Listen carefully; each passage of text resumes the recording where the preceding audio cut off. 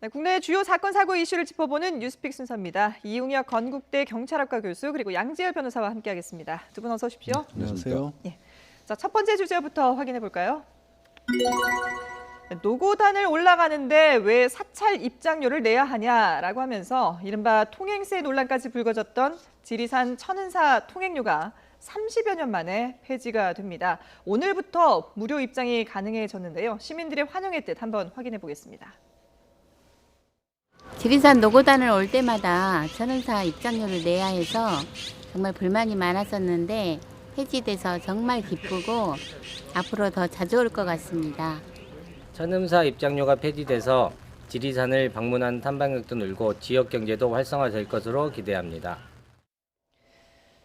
자, 오늘부터 입장료가 폐지가 되는데 그동안에 이 통행세 논란이 왜 불거졌던 건가요? 네, 이것이 사실 이제 그 1987년부터 그 문화재 관람료 그리고 국립공원 입장료 이거를 쭉 그 받아왔습니다.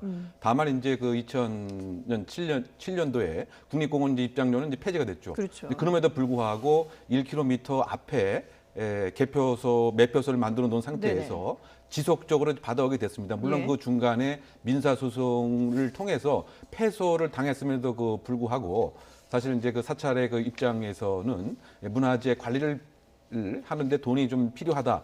그리고 일부 도로는 사실상 잘못 수용이 된 것이다. 이런 명목으로 계속 주장을 했던 것이죠. 네네. 그러다 보니까 1인당 1,600원을 그대로 내게 됐는데 사실 또 많은 그 관광객들은 이 사찰을 굳이 갈 이유가 없는 상태임에도 불구하고 거의 낼 수밖에 없는 울며 겨자 먹기식으로 낼 수밖에 없는 이런 것을 계속 그 민원이 그 빗받쳐 그 왔습니다. 이제 그와 같은 그 상황에서 나름대로 이 절과 지자체 정부가 일종한 협의를 해서 오늘 10시 반 이후로는 이 1,600원, 1인당 1,600원을 지불하지 않아도 되는 결정에 이르게 되었습니다. 예.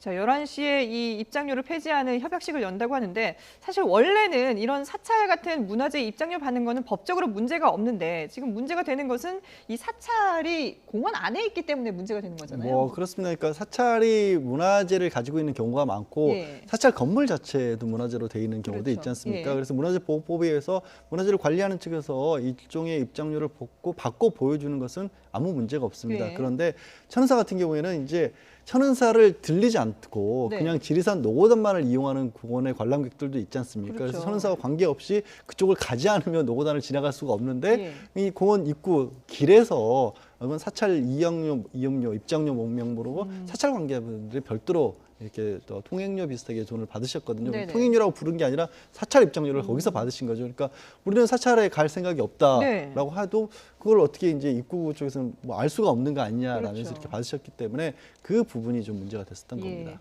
네, 앞서서 이제 잠깐 언급을 해주셨는데 이게 천은사 입장료를 둘러싸고 집단 소송전까지 벌어졌었잖아요. 이 상황을 좀 구체적으로 살펴볼까요? 네, 그것이 이제 2013년도에 그 74명의 그 관광객들이 소송을 냈습니다. 왜냐하면 이곳은 누구나 갈 수 있는 곳인데 불법으로 통행을 막는 것은 아니냐 이런 소송의 그 취지였는데요. 그 법원의 그 입장은 결론부터 얘기하면 통행을 막는 것은 불법이다라고 하는 결론을 냈습니다.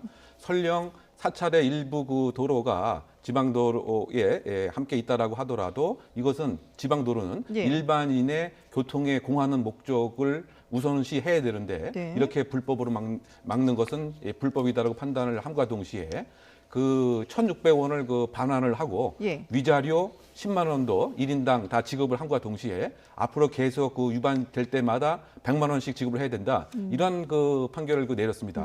그럼에도 불구하고 이것은 당사자에게만 일단 해당이 되는 법원이다 보니까 그럼에도 불구하고 계속적인 통행을 막는 형태로서의 1,600원을 계속 그 받아왔던 이런 그 상태였던 그러니까 것이죠. 당사자에만 해당된다는 것이 그 소송을 제기한 사람들에게만 해당이 되는 거다. 그렇죠. 74명에게만 이제 해당이 되고 이제 그다음 같은 또 다른 사람은 또 다시 이제 소송을 뭐 제기할 수밖에 없는 뭐 이런 그 상태다 보니까 사실상 이 판결의 효력 자체는 현실화되지 않는, 실효화되지 않는 이런 그 문제가 분명히 그 있었던 것이기 때문에 지자체와 정부와 그 사찰이 계속적인 이제 협의의 과정이 있었던 것 같습니다. 사찰의 입장에서는 이것은 그 엄연한 불교 그 재산이다. 예. 또 그 불교 재산의 그 자주권을 보장을 해야 되고 처음에 이 도로 자체가 수용됐을 때도 거의 뭐 강제적으로 수용된 것은 아니냐. 그 자체가 이제 불법인데 그러면 적어도 재산을 보존해 주는 이런 그 정부의 노력이 있어야 되는 것은 아니냐. 예. 이제 이와 같이 그 두 측에서의 협의에 이르지 못하고 있었던 것이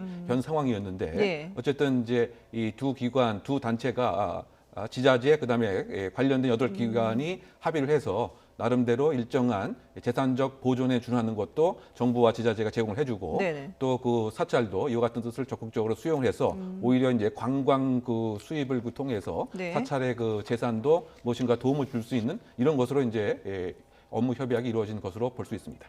예.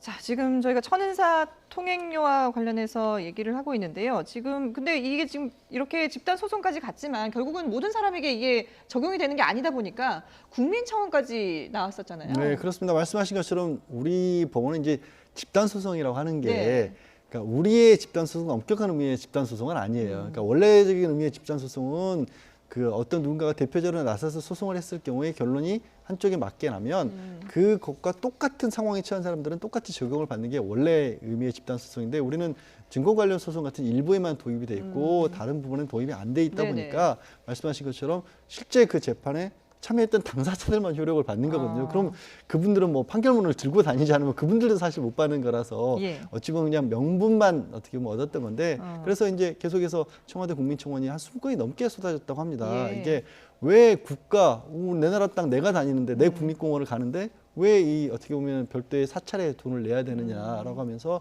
그럴 거면 이렇게 어떻게 보면 사찰 측에서 문화재 관리 명목으로 또 돈을 받는다라고 하면 그럼 국가에서 지원하는 문화재 지원금 같은 건 받지 말아야 되는 게 아니냐라는 어떤 반론도 있었고 하지만 이제 또 사찰 입장에서는 넓은 의미의 경례라고도 볼 수 있는 거 아니겠습니까? 그래서 여기가 분명히 사찰 땅 일부가 포함이 돼 있다라면 그래서 사찰에서는 이거는 그러니까 절을 안 본다고 하시지만 절 땅을 실제로는 지나가는 것이다라는 거니까 도로 유지 명목을 위해서도 받아야 한다는 입장이었던 거죠. 근데 이런 오랜 논쟁이 그러면 이번에 왜 어떻게 이렇게 정리가 되게 된 건가요? 결국에는 지금 말씀드린 몇 가지를 그 쟁점을 정리를 한 거죠. 문화재청도 관련이 됐고 환경부도 관련이 됐고 전남도청도 관련이 돼서 그렇다면은 우리가 대신에 이 사찰과 주변에 그 문화재와 관련된 부분을 좀 또 정돈할 수 있도록 도움을 주겠다. 그리고 도로 부지가 사찰 경내 땅이라고 한다면 그 도로 부지를 우리가 매입을 국가가 매입을 하겠다라는 식으로 조건을 한 거죠. 그러니까 사실 어떻게 보면 엄밀하게 말해서는 도로와 사용된 부분들 그 도로 국가가 내야 될 돈이었던 거잖아요. 국가가 이 도로를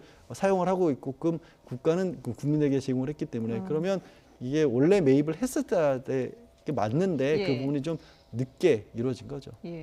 일단 뭐 오늘부터는 입장료가 폐지가 되면서 무료로 이제 드나들 수가 있게 되는데, 근데 일각에서는 그동안에 부당 징수를 했으니까 이제 일각의 주장입니다. 부당 징수를 해왔기 때문에 그 돈을 어떻게 사용했는지에 대해서도 밝히고 절에서 좀 사과를 해야 되는 게 아니냐 이런 주장도 하고 있더라고요. 네, 그렇습니다. 지금까지 어떻게 보면 부당 이득을 취한 셈이 되는 것은 아니냐.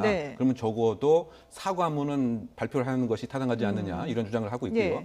뿐만이 아니고 지금 이제 정부와 지자체가 여러 가지 형태의 그 관광 문화를 지원하지만 구체적으로 어떠한 목적으로 어떠한 돈이 얼만큼 사용되는지도 앞으로 이제 공개를 할 필요가 있다 이런 주장도 함께 하고 있고요. 또 그 과거에 그러면 그 돈이 어떤 식으로 제대로 그야말로 불교 문화라든가 또는 그 사찰의 공적인 목적을 위해서 사용했던 것인지 이것도 공개함이 타당하지 않느냐 이런 주장을 하고 있는 것 같습니다.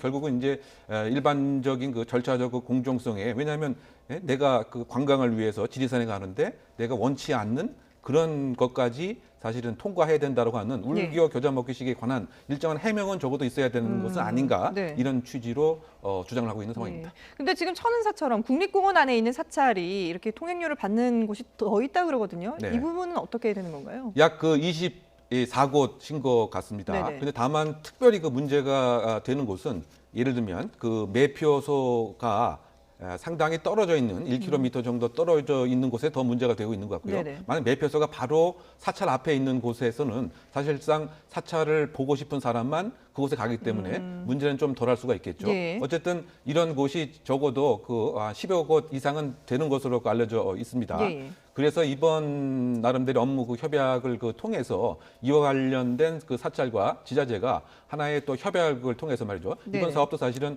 이 사찰의 관광 수입을 뭔가 보존할 수 있는 그런 공간도 마련해주고 도로도 일정하게 또 수용을 다시 하는 식의 방식을 해주고 네. 도로도 정비해주고 뭐 이런 식의 서로 윈윈하는 전략을 꾀했기 때문에 하나의 그 모범 사례로서 네. 이와 유사한 상황에 있는 곳도 적극적으로 이 아이디어를 수용할 필요가 있지 않나 생각해 봅니다. 예, 말씀하신 것처럼 이 천은사 통행료 폐지가 과연 또 앞으로 어떤 영향을 미칠지 지켜보도록 하겠습니다.